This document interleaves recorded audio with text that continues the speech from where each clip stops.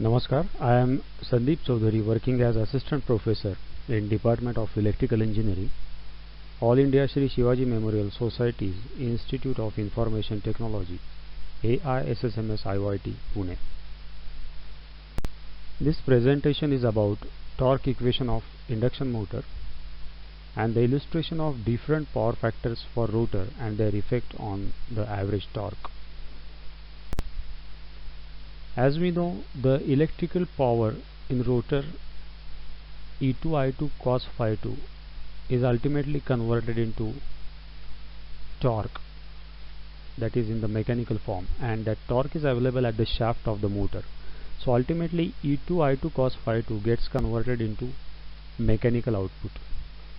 If we introduce one constant K1, the equation can be T torque equal to K1 E2I2 cos phi 2. Thus we can say that the torque of induction motor depends on the rotor power factor. In the previous case, unity power factor, the T average line was somewhat high, but now it has shifted in downward direction. So what we conclude is the average torque in case of lagging power factor nature of rotor, the average torque is less. So T average has decreased because of poor power factor.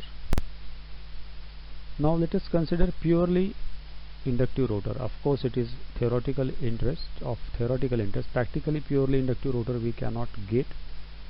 So I2 will lag E2 by 90 degree. This phi 2 angle we have marked 90 degree in phasor diagram. E2 horizontal red phasor, I2 green one in downward direction, lagging E2 by 90 degrees.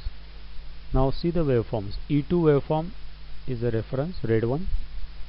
I2 green one, it is shown at 90 degrees. So phi 2 angle of lag 90 degrees. Again we have to plot the product of these two, that is the torque waveform, blue one. So for this much initial portion, the EMF is positive, E2 is positive and I2 is negative, so the product will be negative. So torque waveform in phi 2 instant of time is going negative. After that time instant, E2 red waveform is having positive value, I2 is having positive value, so the product will be positive. Thus for torque waveform there will be alternate negative positive half cycles of equal magnitude. Okay, so what will happen? The average torque will be obviously 0 because these two will cancel out each other. You can understand it with the equation help. T is E2I2 cos phi 2. The constant K is not included for simplicity of understanding in this equation, but cos phi 2 is 90 degree, so if I put cos 90, the equation will go to 0. So for purely inductive rotor, the average torque will be 0. So this is about the torque equation in brief and the effect of rotor power factor on torque.